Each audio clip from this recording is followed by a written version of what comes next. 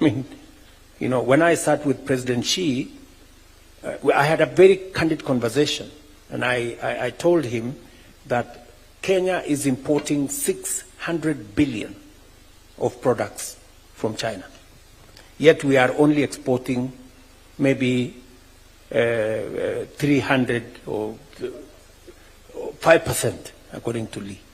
You know, that trade imbalance is serious. And that is the reason why they have opened up their market for our agricultural products. And that is good for Kenya, you know, and that's the right thing to do as somebody who was sent by the private sector to go and negotiate those markets. I thought you gave me instructions to go and negotiate for this one. We did. We did. And you did a good job at that. So yeah. Very great. So we are progressing conversations with India. We haven't quite had a breakthrough with India. We haven't quite, we are very good with where we are with Turkey and Canada. And so these are the markets. Can you tell us, Lee, can you tell this audience the progress we've made with access to the Chinese market?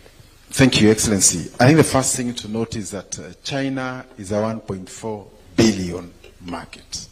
Some of their smallest counties, what they call provinces, are probably 140 million people. So if you are to plug even into 1% of our tea and coffee into that market, will completely change the lives of Kenyans. And therefore, as a result of that, the head of state, President William Ruto, made a state visit, and we made it very clear. We are coming for the interests of Kenya.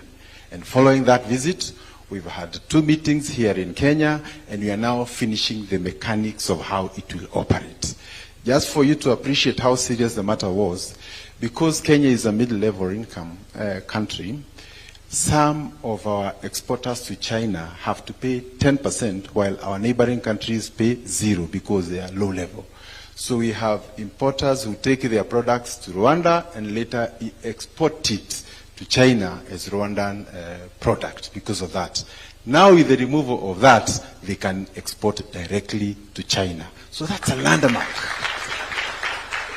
And areas like Kajiado and like Laikipia are particularly very good for some of the commodities that we are taking there. So, Your Excellency, I want to confirm that we have very good conversations with China, and our conversations around any other country that is trading with us will be based on what's best for Kenya. Thank you. Thank you very much. That's very exciting news, and that's done. And I think as we look at new markets, we'll continue to ask you to be the brand ambassador for Kenya on those markets. I mentioned 3 others on agriculture, and I think there are many that are in progress.